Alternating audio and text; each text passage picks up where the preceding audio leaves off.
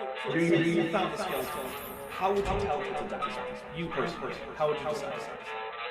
Well, interesting question. I don't know. I'd have to do some research on that.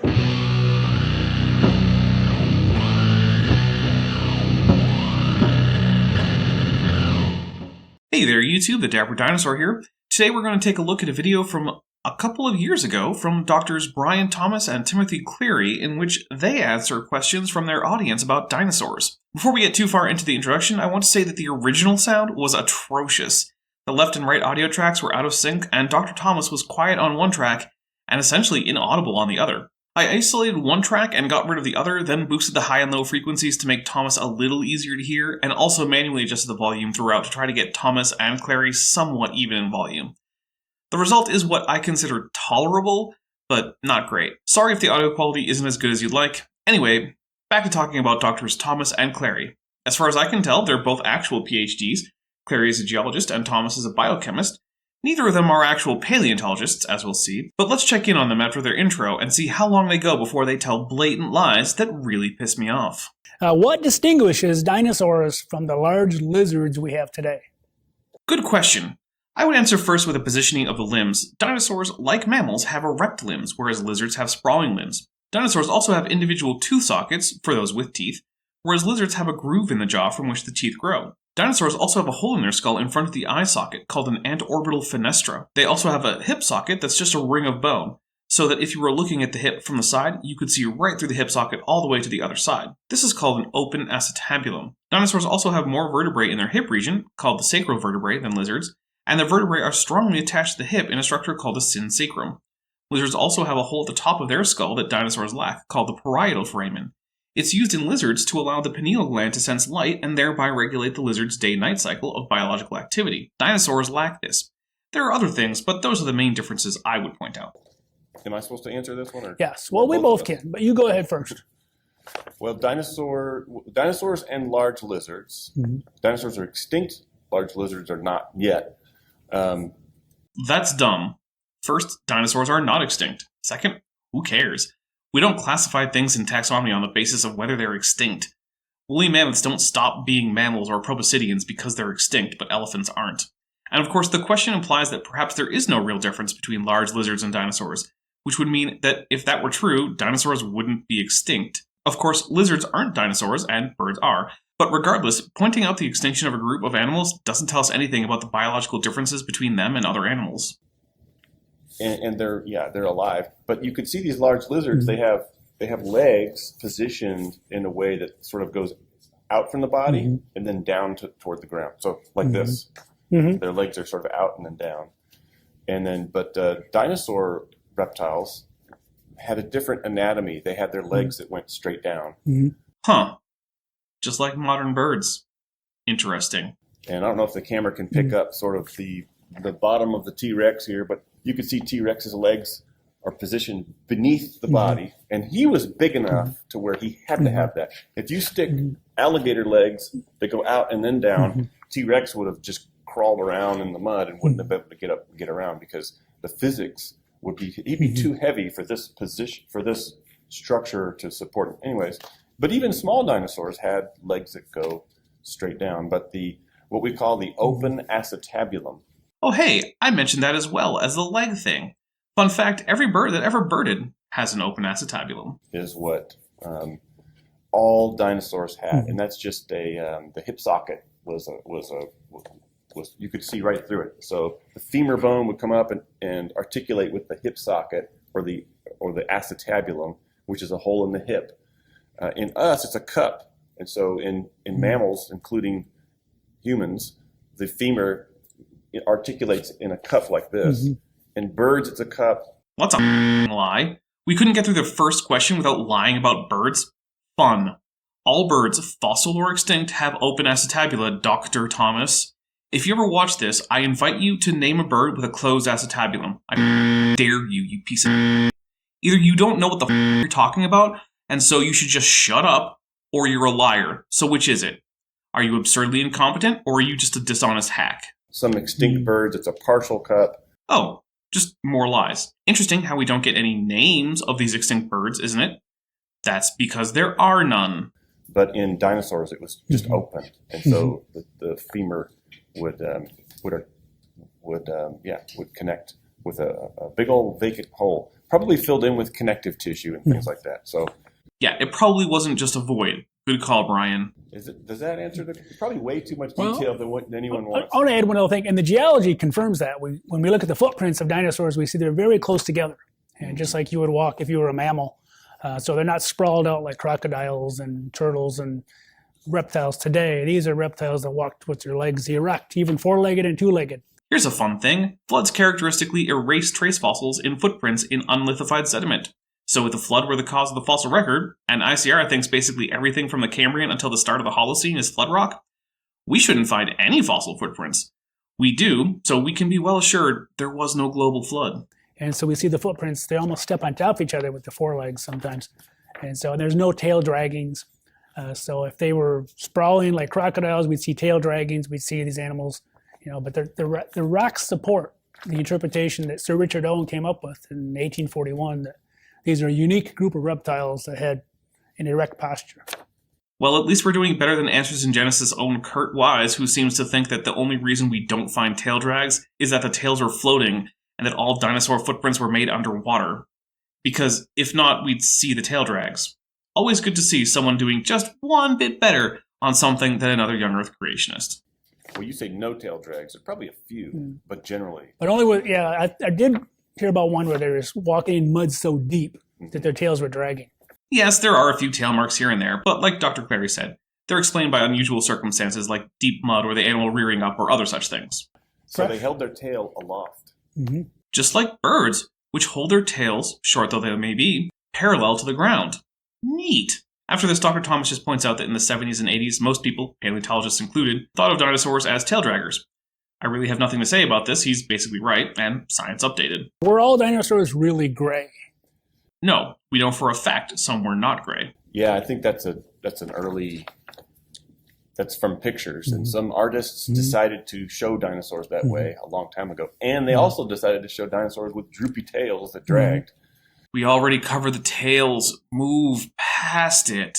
But closer examination of the anatomy, I'm thinking, of course, of Brontosaurus, like the classic sauropod, four-legged dinosaur. Right. And its tail didn't drag. And we can tell because... Are you kidding me? No, we're not going to continue to listen to him talk about transverse processes and ligaments in a question about dinosaur color. Speaking of which, velociraptors actually have a straightened tail, as they would get these ossified tendons. And so their tail was flexible where it came off the body, but then it would stay straight. Gee, a tail that is flexible at the proximal end, but then inflexible at the distal end. I wonder where I've heard of something like that in the modern world. Oh, right. Birds. And there's actually muscles they show that are attached. They believe that each step it took, the tail would swing back and forth to balance the animal. But many of the dinosaurs actually had these straightened tails. They couldn't, they weren't really that flexible, but they were built to balance the front end, balance them around that hip. If it's a two-legged animal, it balanced on the hip. If it's four-legged, they balanced on both hips. But there's a lot of hip and shoulder evidence in the fossils themselves that supports this, in addition. So back to the color question. Finally. I don't think they were all gray at all. In fact, I know of one study of a Psittacosaurus. It's fun to say. And they found, Vinther and colleagues found pigments still in the skin. It's like a naturally mummified dinosaur carcass, which itself is something to talk about, right? Right. We will. We will, okay. Yep, this is one of the best preserved dinosaurs ever found. Near as I can tell, the first formal description of the pigmentation was in 3D camouflage of an ornithischian dinosaur by Jakob Vintner, et al., published in Current Biology, Volume 26, Issue 18, on the 26th of September 2016. Link in the description.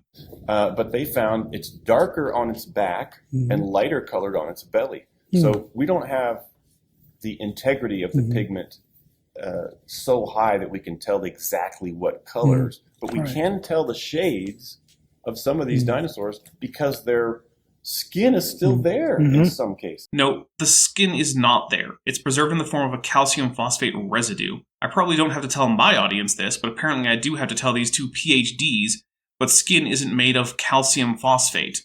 This is not a fossil with skin. It's a fossil with fossilized skin, in which are remnants of pigment. And it's preserved. Like, wow, how does that happen? I don't know how it happened, and other than it was preserved in carbonaceous clay with silt, it doesn't seem like much study has been done specifically on the taphonomy of this particular find. But that such study hasn't really been done doesn't make it a flood deposit. If they want to argue for that, they'll have to do more than point out that it's a rare find. They'll actually have to go give positive evidence indicative of a flood in the matrix in which this Psittacosaurus was found. There's melanosomes. Melanosomes. Yeah, in some cases, some melanosomes, which is it's a cell. No, they're not cells. They're intracellular organelles. That means they're made in cells and then pushed into the space between cells. They are not cells, not at all. This is basic stuff here. It's still intact. Mm-hmm. The cell, it turns into a melanosome, which is a pigmented structure. Mm-hmm. No, cells don't turn into melanosomes. Cells like melanocytes manufacture them, and it's not intact, it's preserved. It has been chemically altered, but retains the basic shape and dark color from its original form. And so you can look inside those and go, oh, well, this is dark, or this is light. Mm-hmm. And so that's similar to what you see on a deer. It's got the dark back and the light belly, and it's good. It's a good sort of a camouflage shading for a creature that would live in a forested or treed environment.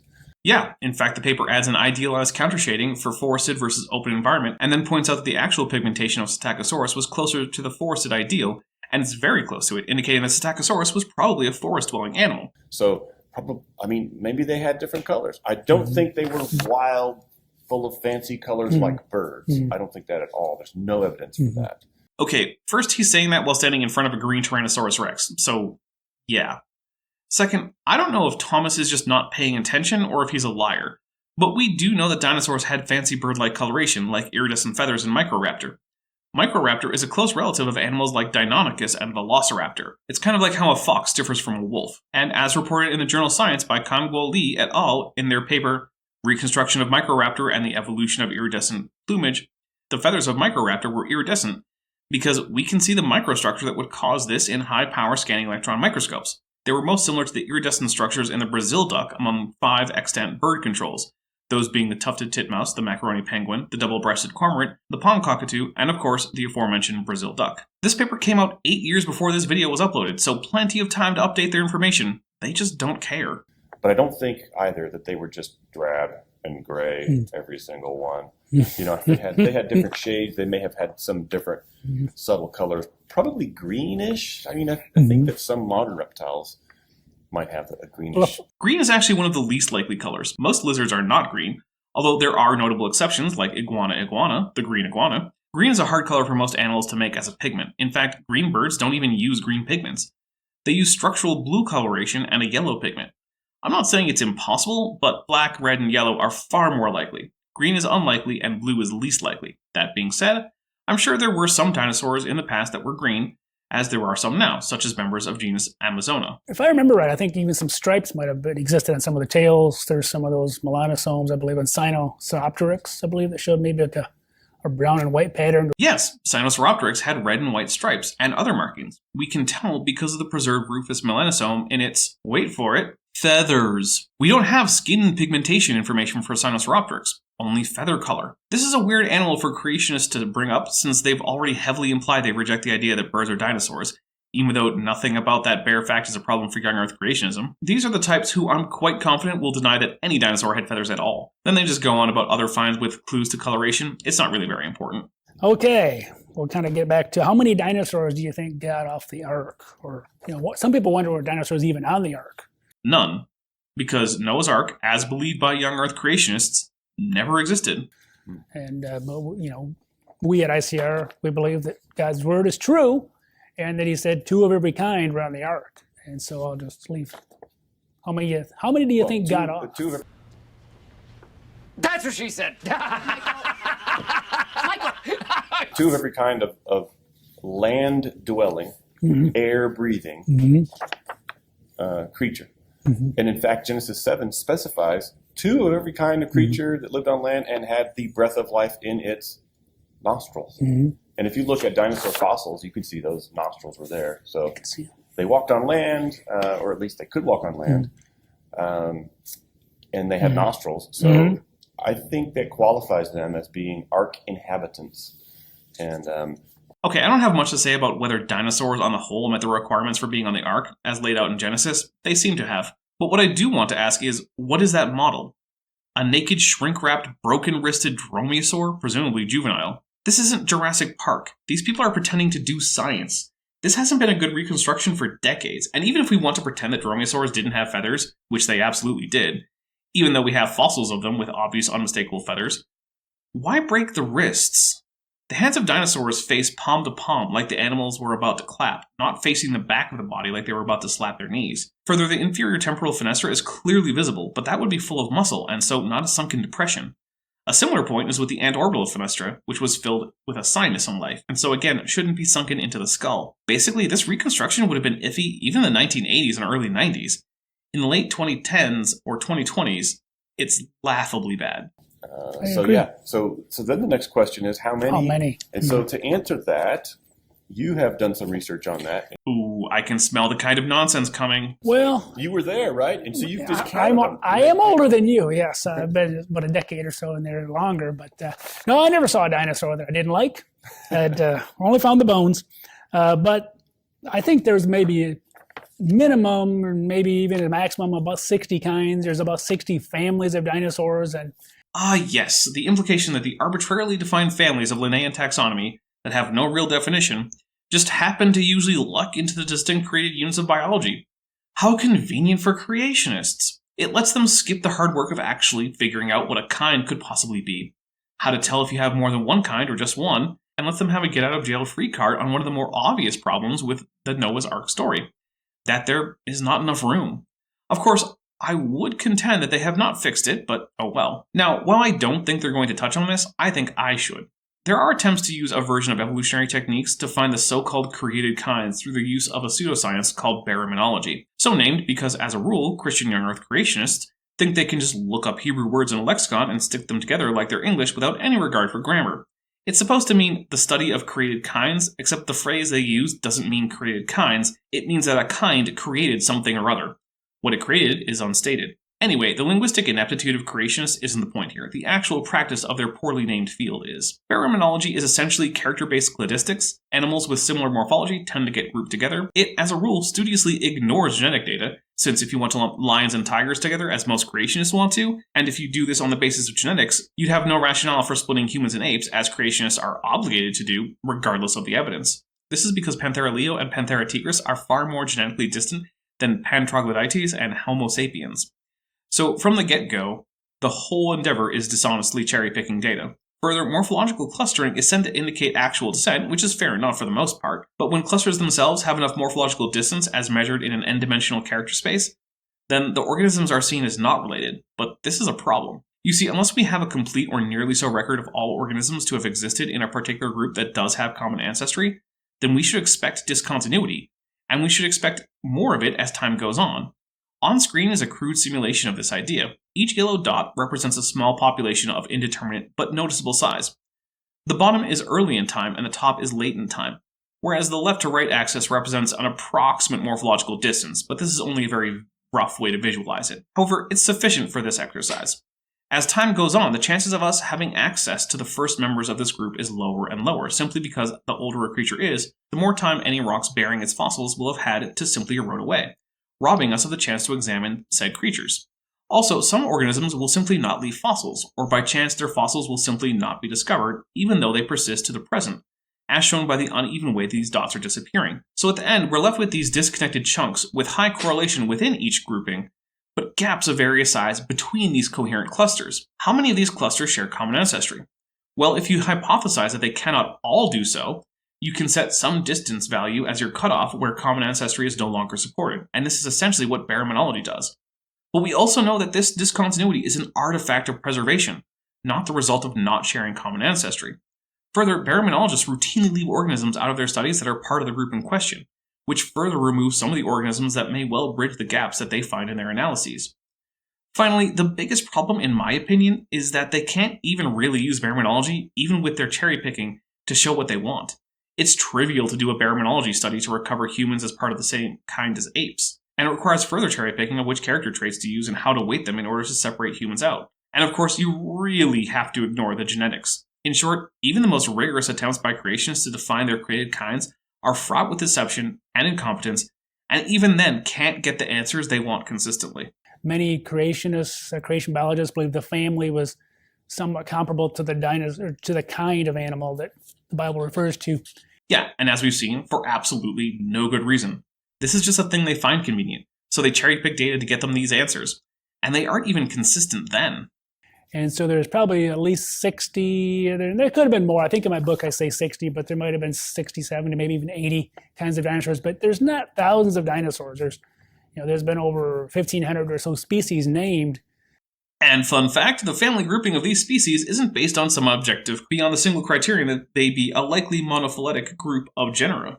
You can put the family wherever you want as long as it's monophyletic. You're not technically wrong unless it's below the generic level, or what you have selected as a higher taxon. Anyone could come by and shift every single taxon up a bit in the tree of life, and nothing would change about conventional taxonomy except the names. Instead of an arthropod phylum, we'd have a panarthropod phylum that just includes tardigrades and velvet worms, with their relatives, the crustaceans and arachnids.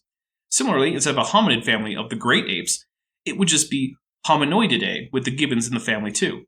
This is just as valid, but now what? Do creationists shift the created kinds? Do they keep them below the new versions of family? What? That's the problem with assuming that the arbitrary use of family in taxonomy reflects some real level of biological grouping that is similar or the same across a wide swath of living things. A family of beetles in real life is a very different thing to a family of primates, with the former being vastly larger in terms of diversity and species count than the latter. But who cares? To creationists, they can just use their handy heuristic that if a group name ends in IDAE, it's probably just a kind. So Carabidae is a beetle family with 40,000 extant species, including 2 distinct lineages of bombardier beetles. And Moschidae is a family of even-toed ungulates with only 7 species and about 35 or 36 extinct species. And sure, Carabidae has much higher genetic diversity, but hey, why not just assume that these vastly different taxa are basically the same thing? Direct creations of God.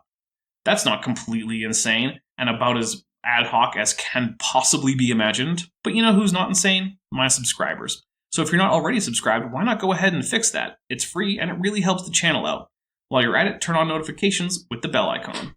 But if you're a paleontologist, you would find the bones of different dog breeds and you would name them all different species as well because they all look different.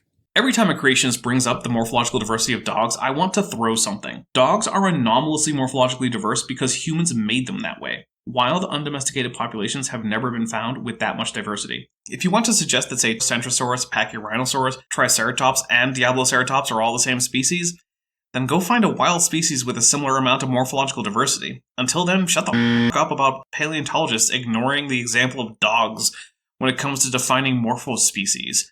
Because guess what? They're not. You're just an idiot. And so species are Slightly named, different. right, species are named, just as very subtle things when they name a new species because it gives them a publication. And then obviously they try to get more research money. The more publications you have, you kind of build your academic credentials through publications. I'm not going to stand here and say that there is not more incentive to publish a find as a new species or even genus than there is to describe a new member of an already established taxon. But that in itself is not enough to say that the current known diversity of Dinosauria should be assessed as much smaller than is the consensus. In fact, there are papers published seeking to subsume some taxa under older ones, such as uniting several very similar genera into one. And that's one of the reasons why there's so many dinosaurs out there, but there's really only 60, maybe 70, possibly 80 kinds of dinosaurs. So you really need double that on the ark, male and female. And yeah, I'm going to need a citation on that one, preferably one that did more than simply count up how many dinosaur taxa end in IDAE, and then just calling that the number of kinds. But somehow, I don't think I'll ever get one. As I talk about, and you've talked about, probably juveniles around the ark, you wouldn't have full-size T-Rexes like this probably on the ark. They take up a lot of room and they eat a lot. And well, they are smaller, but it's not obvious that they eat significantly less. Humans are well known for the phenomenon that children often eat a huge amount of food to fuel their growth. Anyone who's had to feed teenage boys can attest to this. What makes creationists think that this wouldn't be a problem for active animals like dinosaurs, many of which may well have been warm-blooded? Further, many dinosaur species may have been highly social, and raising infants of social species in isolation often results in antisocial behaviors and a failure to re-establish the typical social systems of such animals. So it's probably not the case that simply bringing on juveniles of large animals is likely to result in a population of functional adults while saving food. On the whole, you'd probably need about as much food, if not more, for juveniles over the course of the trip, and you'll end up with maladjusted animals who cannot live together. Maybe not be at a certain size. Maybe they couldn't breed. We don't know. We don't know enough about dinosaurs to really know. But the young ones, of course, before they hit their growth spurt, would have been most likely. But again, we don't know for sure. Oh, before the growth spurt. And you know that dinosaurs had growth spurts only after a year of age. How? Oh, right. They don't. As it turns out, being a diverse group of animals, dinosaurs had a variety of ontological strategies, from fast-growing to slow-growing, and from intense parental care to essentially none. You can't just generalize that juvenile dinosaurs are the answer to the huge problem that you simply don't have enough room on the ark. So how many? We're talking about, let's say, 70 roughly families. And a family is a human construct that only has a real-world analog insomuch as it is a monophyletic group. But even in those cases, they can't be compared from one family to another. So assuming that even most families indicate some fundamental unit in biology is beyond stupid? Is that what we're about to hear? Because that would be true, and that's what we should hear. Which we're using as a rough equivalent to kind. Maybe with enough repetition, it will stop sounding so stupid. And Scripture says, 2 of every kind. I've been over this, but the Hebrew word mean doesn't mean anything more than the general English word kind. You can have a kind of grammar, or a kind of day, or a kind of food, or a kind of animal. It's just a loose grouping of things, with no technical meaning. In one context, you could say that compared to a lizard, a kangaroo and a human are the same kind of animal. And in another context, you could say that the kangaroo is a different kind of animal to a human when compared to an anteater. The only reason creationists treat this like some kind of technical term is that on the one hand, it makes it easier to pretend that the Noah's flood story literally happened, and on the other hand, it means that they can accept the parts of evolution that are so obviously true that even they can't deny them, like speciation and the common ancestry of fairly recent groups, like most mammal families. So we're saying probably 2 of every family, using the modern Linnaean classification, kingdom, final, class, order, family, genus, species. Would be, for example, the Triceratops is a species, or a genus. Triceratops horridus, I think, is the species name. It's one of them. The other being T. prorsus, but sure. So that's one of them. But the family name is Ceratopsian. It's a Ceratopsian. So that's the tank-like dinosaurs with the big frill. Some of them had a frill. Some of them had horns. Some had no horns. But it's short neck, tank-like body, 4 legs on the floor. It's Ceratopsidae. But what do we do with the other ceratopsians? Animals like Psittacosaurus, Yinlong, Liaoceratops, Graciloceratops, Yamaceratops, Leptoceratops, Protoceratops, and Zuniceratops, all of which fall outside of Ceratopsidae proper, but which are increasingly like the ceratopsids, and conveniently are all found higher and higher in the strata. Are they in the same kind? Using the same logic used to unite Triceratops, Centrosaurus, and Chasmosaurus would also lump those together as a broader ceratopsian suborder. Why don't they share a common ancestor? Is it just that Ceratopsidae has the ending that indicates it's a family, so sorry, Zuniceratops, you're another kind? See how arbitrary that is? So all those fit in that kind. And so there's Torosaurus, Centrosaurus, there's Triceratops, and many others. But they're all in the same kind. The same. So all you need is 2 Ceratopsians to come on board the ark. Oh, so now it's the whole suborder of Ceratopsia. Which is it, Brian?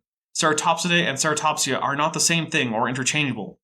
Are we now able to say that Psittacosaurus and Triceratops are the same kind? And if so, how are we going to say that that huge amount of morphological difference is fine within kind, but that humans can't be in the same kind as other apes? Oh, right. There is no reason. It's just arbitrary and corresponds to the current whims of the creationists speaking. How convenient and how unlike anything resembling science. There may be a couple. There's a couple of them in there. There's Neoceratopsians and there's a couple. The problem is it gets very complicated, as you know, because they find things, they reclassify things. So now Psittacosaurus is out. But since we're maybe at the point where Neoceratopsia is the thing, you can include Yinlong and Leptoceratops. Why could they be in the same kind as Triceratops, but Psittacosaurus can't be? Man, Choosing such a well-known group of animals as ceratopsians was a tactical blunder. They might be the dinosaur group with the best fossil record in terms of evolutionary transition that has ever been found. And they're not really using the Linnaean hierarchy anymore. They're using more cladistical analysis, which is based on statistics and subjective traits, subjective I traits. Think this trait, and I think that trait is more important. Yeah, nothing is more subjective and wishy-washy than actual hard math. But also, how do they think Linnaeus did things if they're such staunch taxonomist traditionalists? Oh, right. It was by analyzing the patterns of similarities and differences, but with less mathematical rigor. Basically, this is just two PhDs complaining that science prefers to use actual measurements where possible instead of just eyeballing it. Because eyeballing it works better for their claims, which in itself should raise some red flags. So they end up with all this, and so it's more and more difficult to figure out how many real families there were.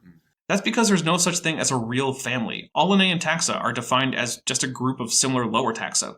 They're completely arbitrary, as I already described when talking about how incomparable Carabidae and Moschidae are. But this is nothing new. In fact, the arbitrary nature of Linnaean ranks has been talked about for decades. The ranks are simply arbitrarily assigned within each higher taxon. So let's say 70. So it's 140. Yeah, it's not that So many. 140, the average size of dinosaurs. You did a big study on this. Yeah, we did. We did the math. Jeff Tompkins and I at ICR did the math. Hey, editing Dapper here. I just want to point out, because I didn't catch it in my script writing initially, Jeffrey Tompkins doing the math isn't a good thing. This is a man who screwed up basic high school algebra in his supposed scientific paper by not weighting his averages for genetic similarity in his tests by sequence length. Yeah. That's like literally high school. So, Jeffrey Tompkins doing the math for you is not a good thing, buddy. We figured out the average adult size was the size of the American bison or buffalo. It's certainly true that many dinosaurs were quite small, but the problem is that food and water requirements don't scale linearly. They tend to increase exponentially. All things held equal, a dinosaur that's twice as tall as another will need some 8 times as many calories per day.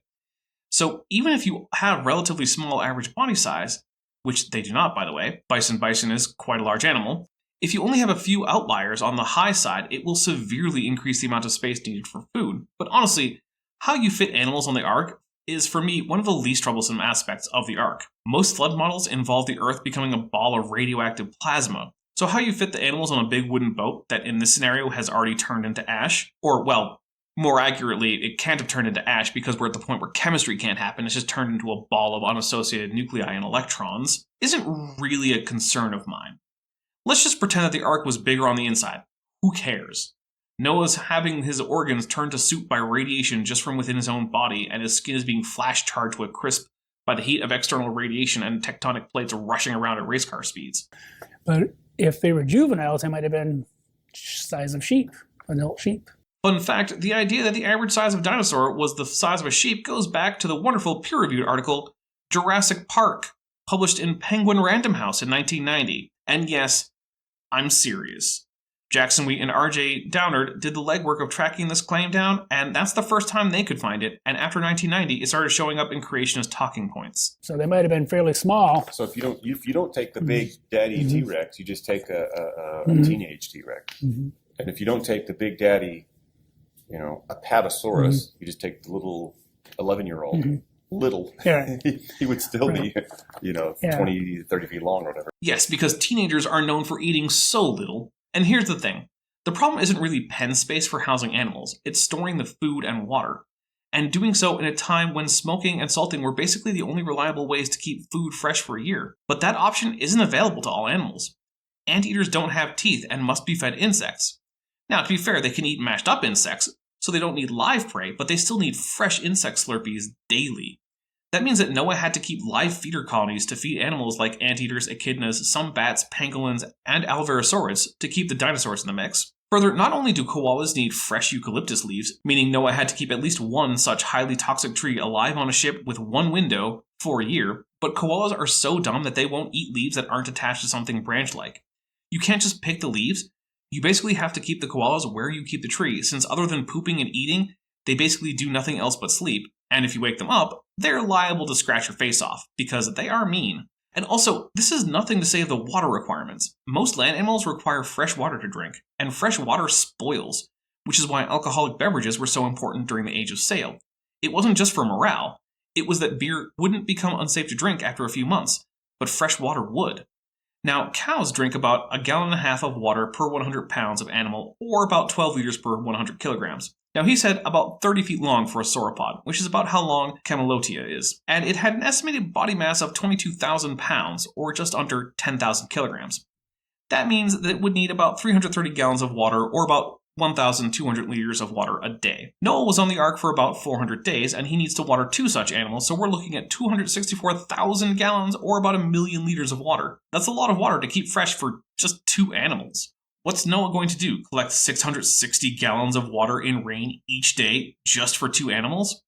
Well, let's do the math on that one. The surface area of the top of the ark, which is the maximum area for rainwater collection, was 520,200 square feet. I'm using feet here because that's what Answers in Genesis uses, and they're the place that bothers to use actual published measurements for the boat. This means that every day, to water 1 species of dinosaur on rainwater, it would have to rain about 6 inches. That's a lot of rain.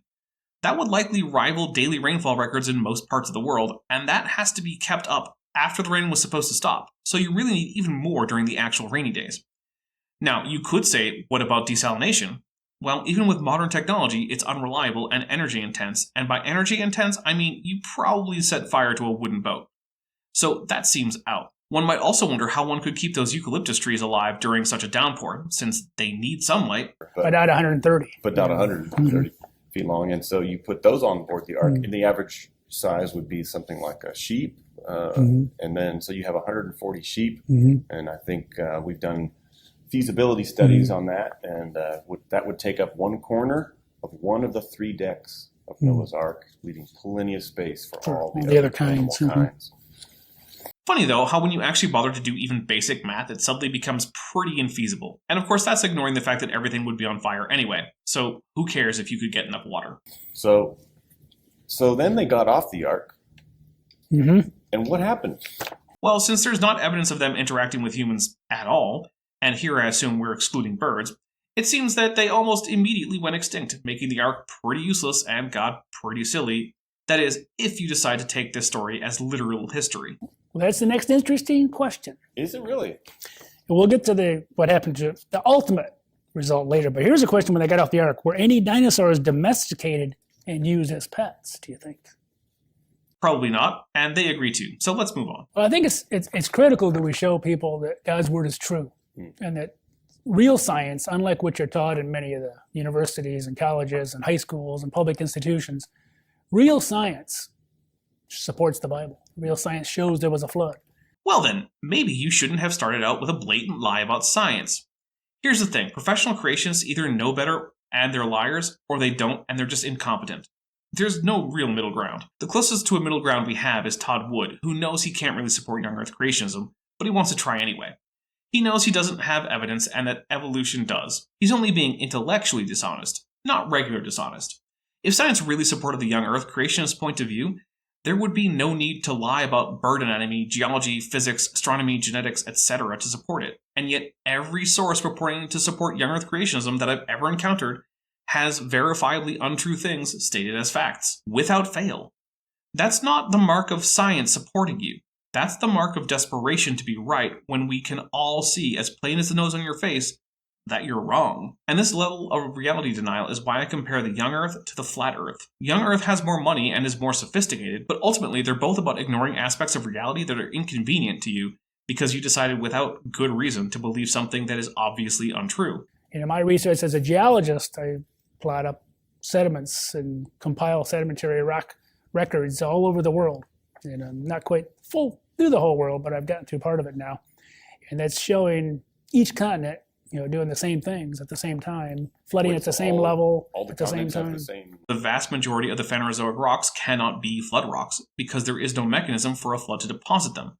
Things like limestone, fine-grained non-flocculated shale, aeolian sandstone, subaerial tuff, evaporites, etc. all cannot form under a flood and are all found at various places in the supposed flood rocks. This is just the same argument as someone looking at a boat going over the horizon and declaring that this is proof of the flat Earth. It's the exact opposite. Nothing about the geology of the Earth even hints at a global flood. Not one scrap. That's why it's not taken seriously in science, only in pseudoscientific churches masquerading as science institutes. Pattern? The same general pattern to all the continents. They all begin kind of gradual flooding, and then they become progressively more and more and more up to a point, and then the water, you can see the water receding, pushing sediments offshore. And so you see that same general pattern receding throughout. water sediments. But he didn't reach that conclusion after coming to the data with an open mind and seeing what they suggest. He came to that conclusion prior to any data and then just used a series of post hoc rationalizations to force the data into that paradigm while simply tossing out data that don't fit, which is nearly all the data. Science works by looking at observations and data first, and then drawing conclusions from that.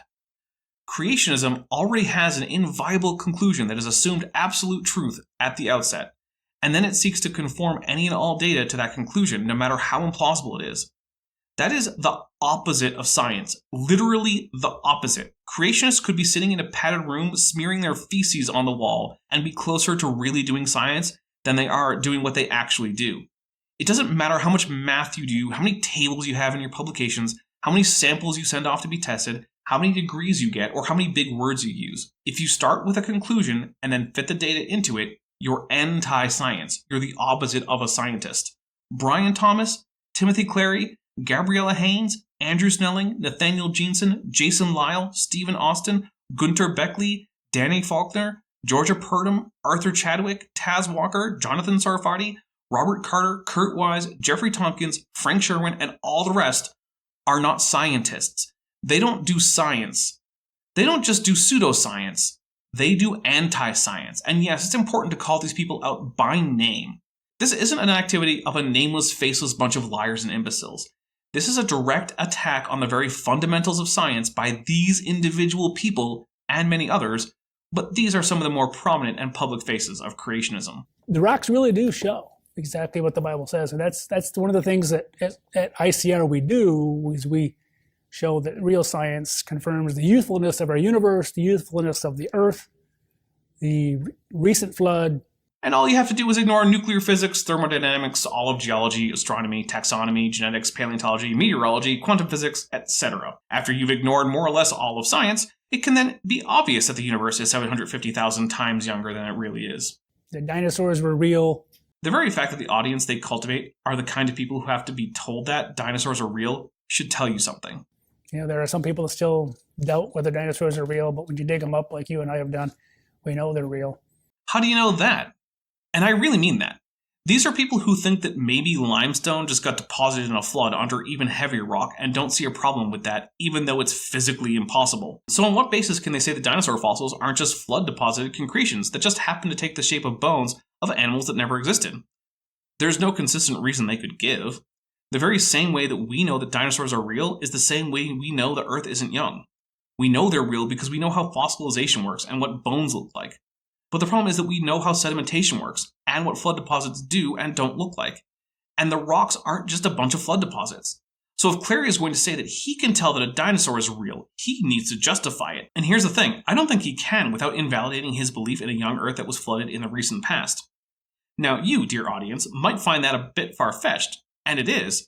But that's the thing, so is flood geology. But the difference is that most people are familiar enough with bones to more or less know one when we see one. But actual geologists are familiar enough with rocks to know a flood deposit when they see one. So it's actually a very fair comparison. Flood geologists can't actually identify any fossil as such with intellectual consistency. And the Bible tells us they were on the ark because they were land. I don't care. If this were scientifically demonstrable, then we wouldn't need to reference the Bible. We could just demonstrate it scientifically. And if it were true, you wouldn't need to assume it's true at the outset. You could come to the data without that in mind and find that conclusion anyway. When it comes to science, there is no place for bringing your interpretation of the Bible into it. If you do science and it happens to correspond to your interpretation of the Bible, then bully for you. If not, then I don't care. Get a new interpretation or just get rid of the Bible. Those are the options open to you that don't make you dishonest. What's so important about dragon legends and old art that depicts an animal like a dinosaur? It's cool to look at, that's about it. But for some reason, I always forget that these morons actually think that bad medieval art of dragons is actual evidence for late surviving non-avian dinosaurs. And for no reason. It's just them being stupid for no particular reason. Just say that dinosaurs went extinct within a few decades of getting off the ark. Who cares? At least then you don't have to sit here and pretend that the story of St. George proves that baryonyx was around in late antiquity Egypt, even though it's from England, or whatever they're about to say. Well, I start answering that question by trying to think about, okay, where would we look for evidence if the Bible, if what the Bible suggests is right and true, that these dinosaurs lived in the relatively recent past, thousands of years ago, went on Noah's Ark, lived with humans. I mean, that's really weird to most ears. But that seems to be how you fit dinosaurs into the Bible's historical time frame. That means that dinosaurs would have gone off the ark. And so where would we look for that evidence that they may have lived at the same time as people who lived way back then, thousands of years ago, after the flood? We'd look for physical remains, both in the wild, such as in caves, or other areas where subfossils are found. And in terms of human interaction, we'd look for human middens and graves for physical evidence of dinosaurs, whether that be in the form of remains of dinosaurs physically, or perhaps injuries caused by them, such as a human with a bite mark from one. Where we wouldn't look is old carvings that don't really look like dinosaurs, or the fanciful stories that include dragons, but also human-headed gods, ogres, and fairies. And the thing is, you would not look in fossils. Right. Because the fossils are a record of the flood. And so if you find dinosaurs in the flood rocks, those are the pre-flood dinosaurs that died in the flood, right? Right. And so... Well, here in reality land, they're simply too old to have lived with humans, but either way, yes, you shouldn't be looking earlier than the Holocene if you want to see evidence of humans interacting with non-avian dinosaurs. We don't see humans buried with the dinosaurs. Which we should, by the way. Floods characteristically jumble organisms from many environments together into a big graded deposit. So if humans and dinosaurs were in the same flood, they should be in the same rocks. We don't see horses or deer either. Which again is another point against the plausibility of the flood of Noah causing the fossil record.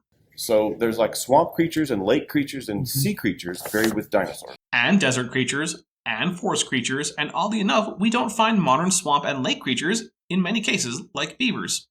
Gee, I wonder why that is if we're going for ecological zonation. Why aren't swamp creatures like Dimetrodon and Castor being buried with wetland dinosaurs? Conversely, why aren't all the desert animals like desert foxes, Gorgonops, and Ceratosaurus all found together? Who knows? God just made it that way to look exactly like an impossible flood didn't happen, and exactly like evolution did happen over deep time. But there's no hard ground living creatures. So that's not the right place to look for humans and dinosaurs coexisting, if that's what we want to look for. This guy in this video already said that Psittacosaurus lived in a forest based on its coloration. He knows he's lying. There are dinosaurs that did not live in or particularly near water in the fossil record, and he knows it. But even without Psittacosaurus, we have many desert dwellers like Velociraptor, Protoceratops, Ceratosaurus, Coelophysis, etc. in the fossil record. Dinosaurs are not exclusively associated with wetlands. We also have dinosaurs that lived in the equivalent of prairies in many sauropods, who themselves probably kept the prairies from becoming forested by knocking down trees like modern elephants tend to, except with much higher efficiency because they were much bigger than elephants. You gotta lie to Yek. And boy, is he just diving headfirst into that lie. But further, humans do live in swamps and wetlands. There are whole cultures that live primarily in swamps. Other than the extremes of the interior of exceptionally dry deserts and extremely cold places, there are no places on Earth where humans don't bother to settle in. There is no reason to think humans wouldn't have done so for their whole history. But you know what? I think this is where I'm going to call it for today. I don't think I can keep going on with this craziness.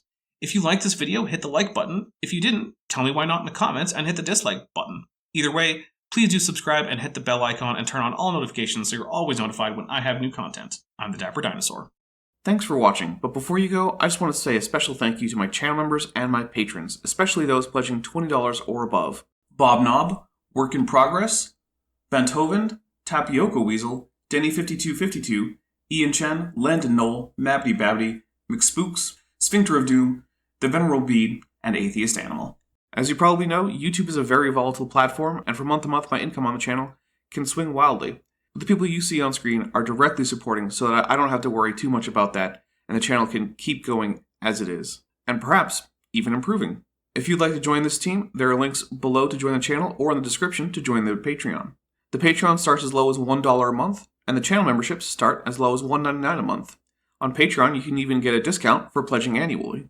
If you do decide to pledge, you'll gain access to an exclusive Discord server just for channel supporters, as well as early access to all of my pre-recorded videos, often up to 2 months in advance. Higher tiers will unlock even better perks. Now, if an annual or monthly pledge isn't right for you, but you still want to support the channel, there is a merch store down in the description, as well as an Amazon wishlist, just for me. And if financial support isn't something you can or want to do, then if you still want to help out the channel, please just like and share these videos and make sure you comment on them. It really helps the channel out. Thanks again for watching.